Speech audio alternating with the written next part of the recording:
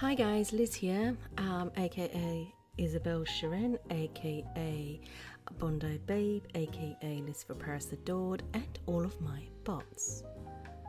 Oh my god, I have many identities. I'm here and welcome to another Coffee with Isa. Today I think I'm not going to drink coffee, it's a wine kind of day actually. I'm here at a new sim by Errol Lightfoot called Annalise, and I'm going to show you more of it, but not today. Today I'm just doing my coffee with Isa, but I am actually filming some other bits to show you because my god, it is a stunning sim. Absolutely gorgeous, and there are so many spots to take great photos or just chill out with really lovely animations and stuff. And I just, do you know what, there's one of the things I love about Second Life is how you can sort of put something together and just create a really cool place to hang out, and just so beautiful. I'm shooting this in my own wind light. This is not the wind light that is set at Annalise, and the reason for that is because obviously I wanted you to see more of my outfit as well, which is from Le Fashion Hall. So I thought, you know, when I do my coffees, I try to do it so that you can see more of the outfit, because I'm always sort of showing an outfit from a merchant that I'm blogging for. So what's happened in the world in the last week? Wow. Oh, so much has happened in the world in the last week. I can talk about politics, but I won't. I've always said I will never talk about politics, but God, some days I am so tempted. I'm very active on Twitter, and I follow, like everyone else, the big man, and I'm just amused all the time. I'm just totally amused with some of the things that come out, and I'm like, what? But I'm not even going to talk about it, okay? But what I do want to talk about is, and I don't know that this coffee will be as long as normal, mainly because I've got a couple of things I need to do. So, but what I wanted to talk about is about relationships and friendships that you make in your virtual world. I've become friends with a couple of really lovely people through my Second Life adventures. You know, through my my blogging or YouTube, and also just, you know, there's been a few people that I've met through Second Life just from just chilling out and hanging out, and through friends of friends. So I've got a nice collection of friends. I've got many friends on my friends list, but there is a small group that I truly call my friends, that I could go to at any stage and just go, oh God. and say whatever I like, and it won't matter. And I think that's just like real life. You can have many friends, but you've only got your go-to that you count on one hand, and that's kind of like what I have in SL. Be they new friends or old friends. But one of the things that I find fascinating on SL is relationships, as in, you know, love relationships. It's no secret that I'm on my own, and there are reasons for that. One of the main reasons is that I don't trust no bastard. It's as simple as that. I've been stung so many times, and really recently stung, that I just think I don't need to. I'd rather eat chocolate. You know what? I'd rather eat a bar of chocolate. So that's what I do. I eat chocolate, okay? But on the flip side is the positive relationships that I've seen come out of Second Life. And I mean people that go on to meet each other in their real lives and actually, you know, end up together. I'm flying out to France in less than 2 weeks' time. Sorry if you can hear a noise. That's my my iPhone buzzing. Really sorry about that. Anyhow, I'm flying out to France in less than 2 weeks to go and stay with my friend who used to live in England, and I knew her in the real world. She was my real life friend. You know, I do have some of those. You know, she was my real life friend, and it was I introduced her to Second Life, and it. When I first introduced her, I said, you've got to come in. Oh my God, you've got to come in. And so she did. And we did all those things that people do, you know, go and visit naughty places and stuff like that, because it's so fascinating. And it's like, oh, Did you see that? All that kind of thing, which we did a lot of. But then we sort of started to forge our own sort of separate lives. As you do in the real world, you have your own independent lives as friends, and then you come together every now and then. So she went off and she became a DJ in a club called Exodus, and she spent some time in there and met many people. And really enjoyed doing it. But she met one particular person, and he was French, and they ended up hanging out together. It was ever such a sweet friendship. They used to hang out and, talk a lot through translators, because obviously she couldn't speak French and he couldn't speak English, so it was a lot of translator use. But their relationship kind of bloomed, actually, and where it went, and I don't think she'd mind me telling you this story, where it bloomed and it went into Skype, and they used to have Skype conversations. Now, bearing in mind, she couldn't speak French and he couldn't speak English, but they used to teach each other, and they used to call it Franglish. French English, and they formed like their own sort of communication. It used to make me laugh watching them, because she sat here a couple of times at mine and Skyped him and stuff, and it used to make me laugh listening to them, because I thought it was really cute but also interesting. Now, she went out there one Christmas, and I tell you what, that was it. It was like love at first sight, and they saw each other for, I think, 6 months or something like that afterwards. He flew out to England, she flew out to France, that kind of thing. And then the decision was made, and she packed up and she moved out there. Now, that was 5 years ago now, I think it is. They're still together. I've flown out there 4 times now. 3-4 times I've been out to France now, and absolutely love visiting. My friend has... I don't think she's ever been as happy as she is with this man. And he is just the most sweetest, lovely man that you could ever meet, honestly. Such a lovely man, really down to earth. And their relationship just goes from strength to strength. So that's just like, a brief, sort of look in on this. Now I've got some other friends. I'm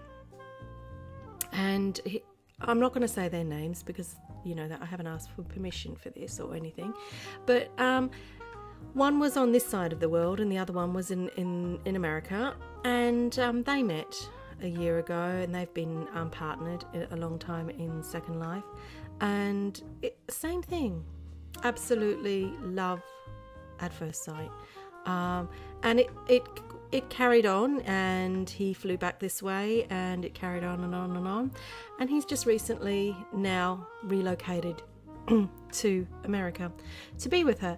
And do you know what?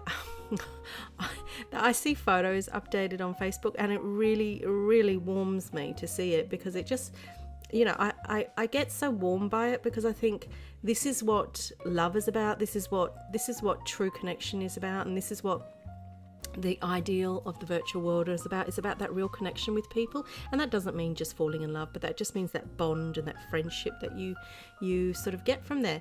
And then there's, of course, someone else, and I won't say their name because I haven't asked for permission, who's quite well known in the machinima world, who's just got married and shared that. And I just, that brought a tear to my eye, because I saw that wedding, and I just sat there and watched it today, and I was like, wow.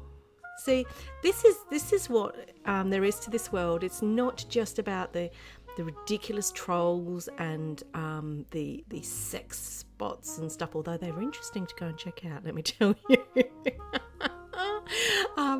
It's not about that. It's about so much more. It's about people connecting on a really good level, and sharing things and being totally honest. It's about this sort of letting your guard down and being really honest, which I still seem to find difficulty with myself because of being duped so much. But, and I just think, wow, this is pretty cool when people can really sort of connect with people, and, and it becomes so real. Well, it is real for these people. And I just think, I wish more people could understand that or see that. You know what? If you think of it in terms of, say, 15 years ago, people that went on dating sites were like considered pathetic. Oh God, you sad. Yeah, do you remember the old days when it used to be people used to put an advert in the paper? And you would never tell anyone. No, I never did that, so don't even ask. But I knew people that did. And I used to think, you saddo. But that's evolved. And then, of course, they became the dating sites. And even then, at the beginning of the dating sites, it was like, well, you wouldn't tell anyone that you were on a dating site because, like, you just wouldn't. But nowadays, it's like so normal. So, there's Plenty of Fish, there's Match.com, there's... Tinder. Don't get me started on Tinder. Yes, I'm on there. But there's all these websites. So it's so normal. So what's so abnormal about meeting someone in Second Life? Not at all. Not at all. It's perfectly normal. The difference is that when you hang out with each other, you get to know each other probably a lot more than you would do on a dating site because you're straight in for the kill, you're straight in for the date. Whereas in a virtual world, you can spend time with someone and your imagination and it just I guess it's just a different level of a dating. Don't get me wrong here, Second Life isn't a dating site. But if you want to think of the relationships you form, they're, really amazing. But, I am on Plenty of Fish. I was on Match.com. Oh, my God. I'm never going to pay for that nonsense again. Oh, and Tinder. Oh, I'm on Tinder. But I've got to tell you about that. There's a few of us at work and we're on all the dating sites because we just find it entertaining. So my Plenty of Fish, I regularly get messages from guys. They're always about 20 years older to 30 years older than me. No.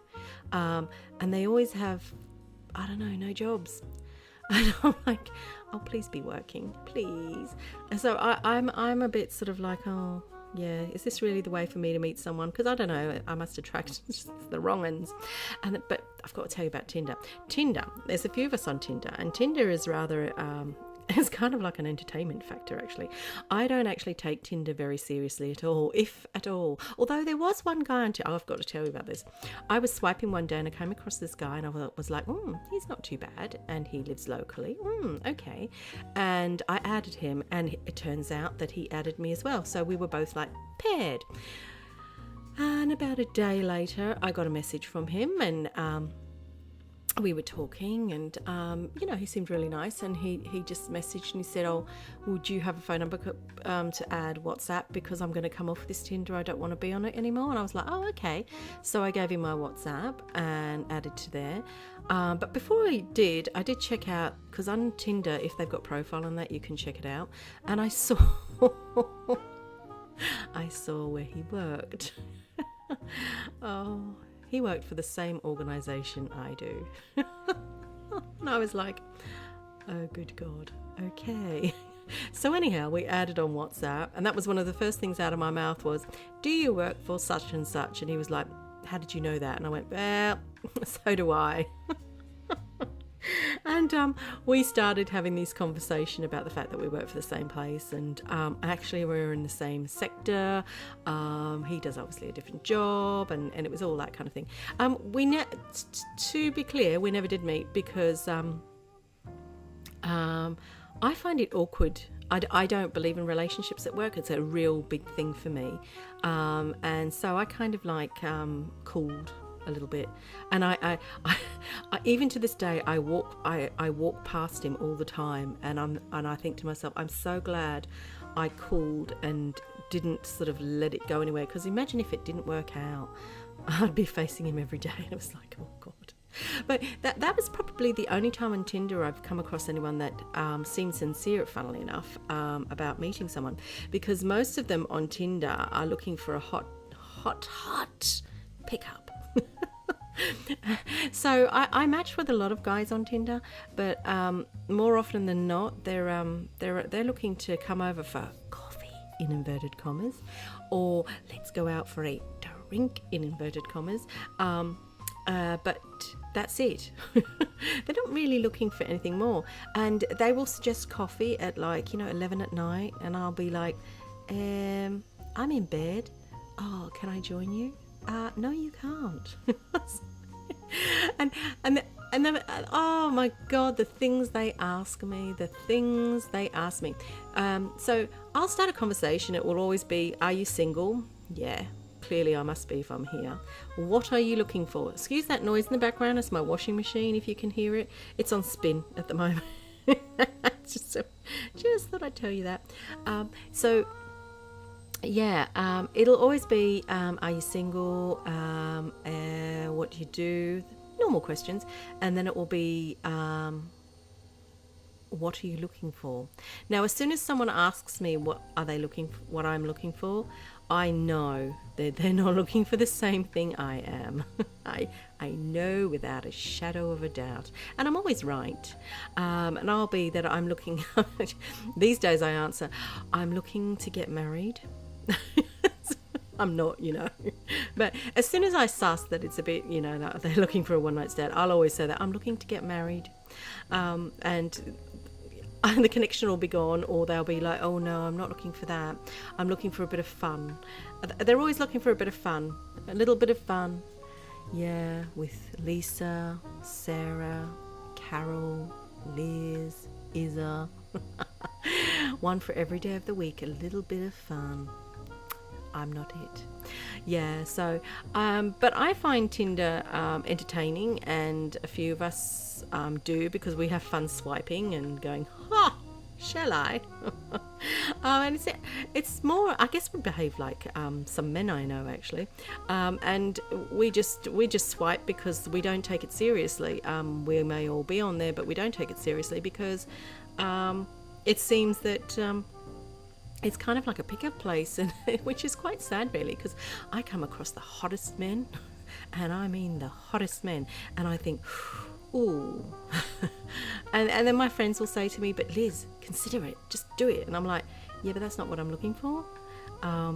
And the fact is, one night is easy to get. I mean, it doesn't matter who you are, what you look like, or any of those things. If you just wanted a one night stand, a quick romp in the hay, that is not hard to come across. Not hard at all. But what's harder to come across is actually someone who wants to spend time with you and connect and get to know you. So I guess in a way, when I think of Second Life, you can get through that on Second Life. You can either choose to interact in that way with someone, and then you can continue to interact like that, and it's like one off and go, but your feelings aren't, your dignity isn't quite affected, I guess, and you haven't actually physically given them anything, but the thing about Second Life is that you can connect and get to know someone and be yourself. That's the great part about it. I like the fact that you can actually be yourself and be honest. Because sometimes when you're in real life and you meet someone, we all have a period of time we go through that we guarded, and we kind of act and we put our best foot forward, don't we? As women, I mean, we will wear our hair lovely and our nails are done, and we'll wear matching undies and all those things until we really get to know them, and then eventually the guard comes down, which might be like 5 years later. Whereas in Second Life, we could see her in our tracky dacks, hair up in a ponytail, no makeup on, and just get to know someone for their mind and not their physical appearance. And I think that's the most important thing about relationships in Second Life. Although you've got a visual avatar, you can make it as pretty or as horrid as whatever you want to do with it. You're getting to know someone through their mind. You're getting to know them as a person, and I think that is the beautiful part about it. And I think those relationships, they either work two ways. You meet in real life, and it's like, oh God, no, which we've all seen of in documentaries and stuff. But I don't think those are as happening as much as we might believe. And then there's the others you meet, and you go, wow, hello. And I think that's the great thing about it. So these three sets of couples that I know, I just think I'm amazed by, because I just, I haven't experienced this this recently. I mean, I mentioned that I had someone before, but for many reasons that didn't work out. But we're very good friends. But it's about meeting people and being genuine, and I just think I love seeing it. I'm such a romantic. I can't help myself. I am such a romantic. It's just really bad. I still believe in these, lights and fairy tales and the white picket fence and all that stuff. I know they don't exist really, but I still do believe in that. But my most recent relationship, which goes back to about January now, was a real revelation about the bad side, I guess, of virtual romance. And that is the side where, they can be anyone they want to be, and they can portray themselves as anyone that they want to be, and they can have as many avatar alts as they want to be. So this person, whilst he was wooing me, and we had our own island and living together, he was wooing someone else, and has a reputation for it. And it's kind of like such a letdown when that happens, because you think to yourself, do you know what, you've bloody hurt my feelings. But on top of that, you think to yourself, you are a really truly lonely person to do that to people. And I actually feel sorry for that person, because I think you've come across some really beautiful people, and I know some of the other people that have been involved.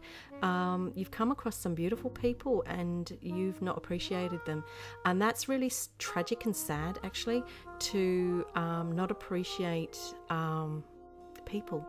I think there's something missing in someone when they're like that, and I don't think that's indicative of the population of any virtual world. I just think that there are, like in real life, there's always going to be those odd people that live it in a way that isn't meant to be lived. So yeah. Oh, gotta love it. Gotta love romance. I do love romance. It's just one of my passions. I just love a romance, and I'm proud and happy to say I must have read every Mills and Boon book there is. Trashy books, I know, but I love them. Oh God. Anyhow, what else was I going to touch on? Oh yes, I've got to touch on this, because I really do need to say this. Thank you for subscribing to me and unsubscribing and scribing to me and unsubscribing. I've got this one person that keeps doing this. It's quite, I don't know why they do it, and they keep thumbing me down every single video, and the funniest thing is the thumbs down come around the same time each day, so I know what time zone they're on. So it's kind of entertaining to me, and I talk about it with my friends. I'm like, oh, that person's there again. It's like, and I just find that really bizarre, because to thumb something down, it means you viewed it. So you do realize that when you're watching my video and thumbing it down, you've given me a view. Does that ever equate? It doesn't make sense to me. I find it odd, it's just really funny. I'm not really bothered whether I get thumbs up or thumbs down, but thank you for the thumbs down. It might give me a reality check, It does give me a reality check. At one stage I thought, oh God, was it that bad? But now I realise it's kind of like a little sort of, I don't know, like an emoji, I guess. A bit like Facebook. Facebook doesn't really give you much of a dislike, does it? But I just think, well, you dislike it every day, but you're still watching it. It's really weird behaviour. But hey, who might it stop you? You go right ahead, do that. Oh dear. Oh, people are very strange sometimes. Yeah, so am I guess. I mean, I'm sitting here doing this, which is, sometimes when I think about it and I try and imagine what it must be look like to look through my living room window as an observer, and to see me sat at a computer, sitting there looking at it and talking to it, but they don't see someone. they must think, what is she doing? She's weird. And the answer to that is, I am. Yes, I am. I'm the woman of the future. Yes. I don't know. Yeah. Oh, yeah. I was seeing so much stuff on Sansar, and I've had quite a few people comment and message me about this, about Sansar, and it, like I said in the video when I did it, it's not Second Life, okay? So don't be threatened by it. You're not going to lose your Second Life investments or accounts or anything. It's such a completely different platform and world, and you know, I'm in it and I intend to remain in it. I actually am enjoying sort of learning things in there, and I like the visual of it. Yeah, there are things that needs to be improved on, you know, so if you like your avatar to look a different way or whatever, that does need improving. I totally agree with you. And water, there needs to be water that moves. The water is like a picture. It's very still. But you know what? We're in better stage in Sansar. So, you know, these things are all things that are evolving and going to move forward. So I think patience is a great thing. You know, we had that with when Second Life was going through its transition from such a early stage until, I mean, you know, when you think back and then you think of the introduction of mesh and all that kind of thing, you know, it's no different. The thing with Sansar is that it's visually, the graphics are amazing to me. I have a very good computer, and I guess not everyone does have a really great computer, but so I'm lucky there. I don't know how long this computer will last. I'll never be able to buy one like this again, not in the near future. But so I'm lucky in that respect that I can see some of the graphics, and I understand some people probably can't because their computers aren't quite as high end as it should be or whatever.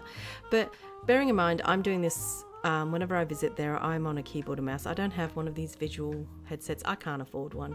I would love to be able to afford one, but I can't. I couldn't justify it to purchase one of those. So for now, I'm just a keyboard girl. But even through a keyboard and just looking at a monitor, I'm quite impressed with it. I want to see things like whether I want to be able to make my avatar run. I hate that walk. I really hate the slow walk because it takes me forever to get across.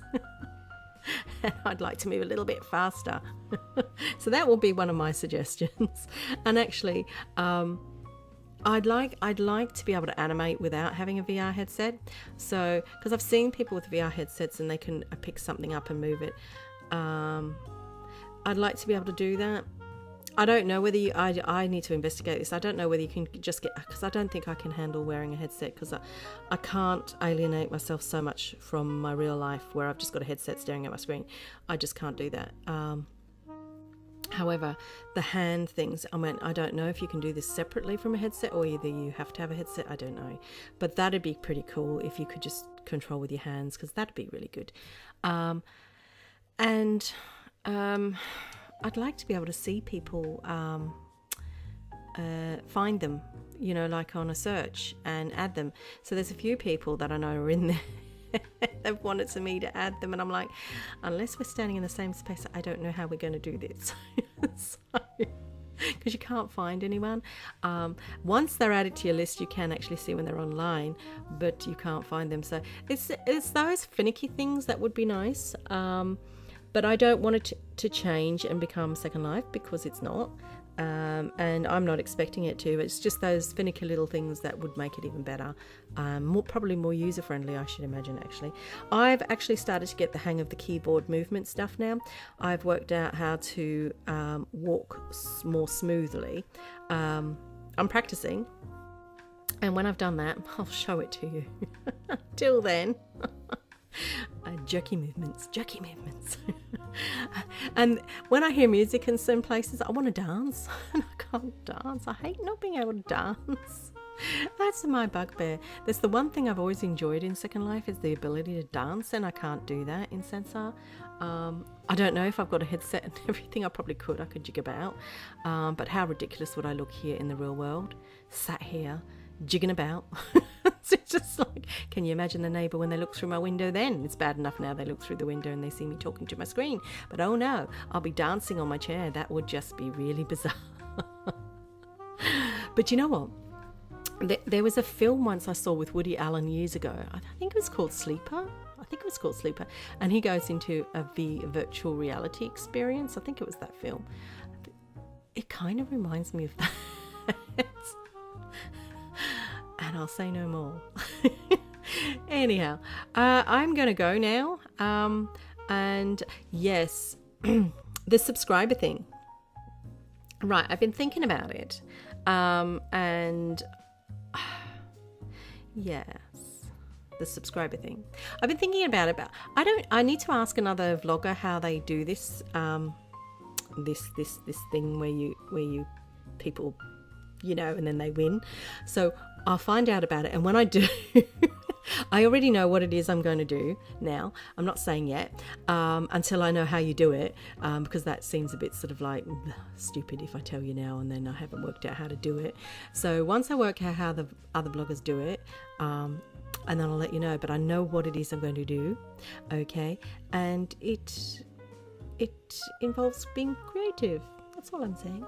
Okay, right. I'm going to go now, and I hope you have a truly wonderful week. I have a truly exciting week of work. What can I say? And I will no doubt see you soon. And to my thumbs down person, kudos to you. See you later. Bye-bye.